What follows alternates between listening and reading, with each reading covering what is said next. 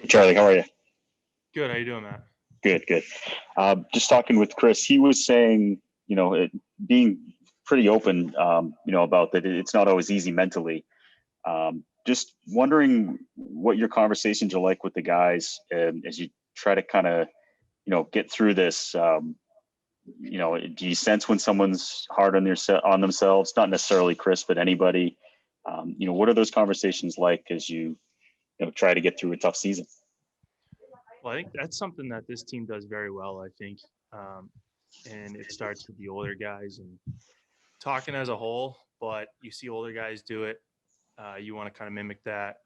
Whether you see a guy kind of struggling, sometimes it's visible. Sometimes you can see, head down or just the signs of it. So there's a lot of guys who will step up and maybe take a guy aside or talk to him, just be a friend, be an open ear. It goes a long way. And sometimes I think most of us are kind of natured that way where we just kind of keep things in. We don't like to talk about our feelings and all that stuff, but it does help. And you have a teammate who can lend an ear and it helps. It really does. So there's a number of guys who do it, and we see it firsthand with those older guys. And just I noticed that the first, when I first came here. Um, so no one's ever alone here, and it is a mental battle. Hockey is, and in on a lineup or whatever the case is, you fight a lot of it mentally. So if I mean we have guys here who are just willing to do that, and it does go a long way with guys, and it makes you feel better and kind of releases um, some tension there, and it's good to get that out. Go next to Steve Conroy.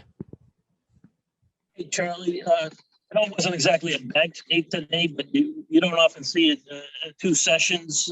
How much of that was an attention getter for you guys? As far as the practice, sorry. Yeah. Yeah, I mean, we haven't had a lot of practice time as of late.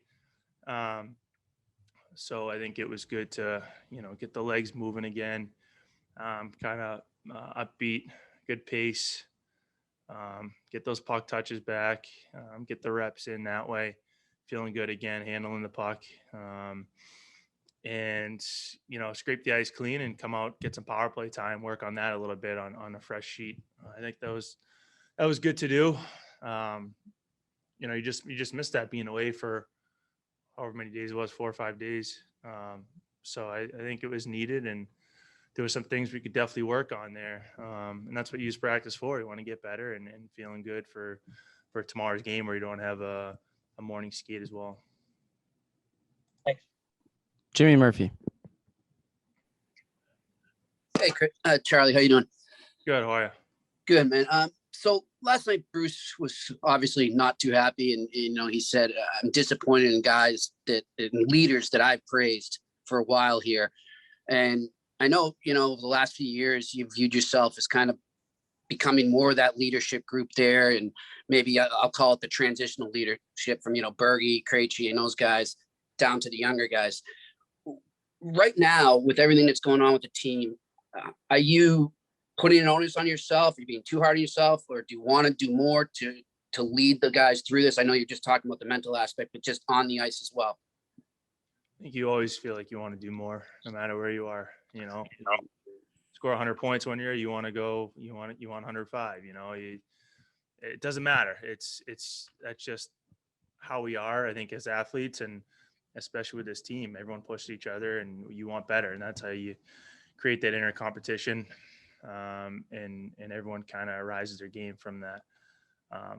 But yeah, as far as leadership wise, that's something you kind of learn and get more comfortable is speaking out, whether it's that way or showing by example on the ice in practice, your work ethic, things like that.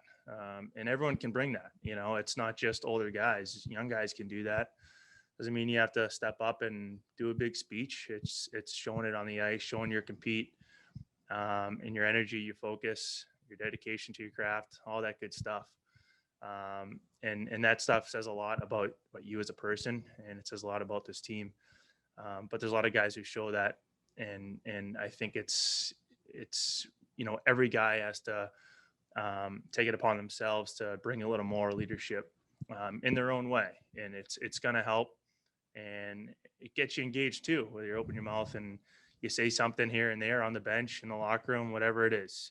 It helps your game. It helps the team's game, keeps everyone involved. And that's something I definitely want to do more.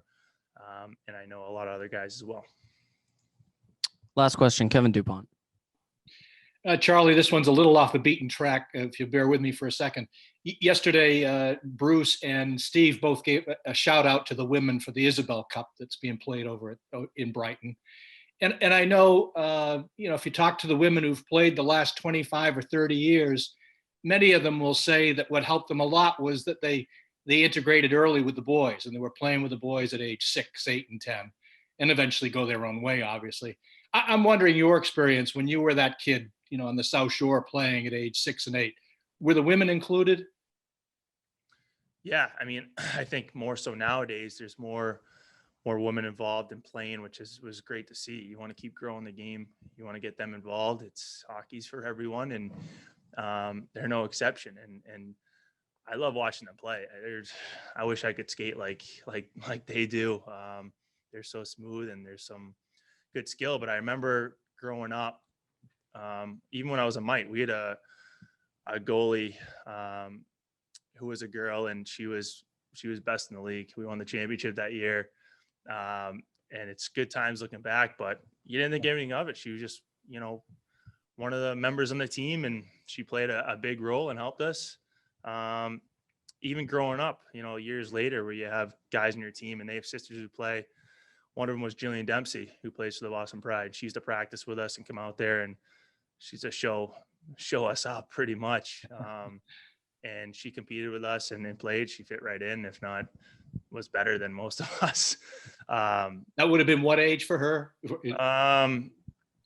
We were probably, 12, 13 at the time. So somewhere in there.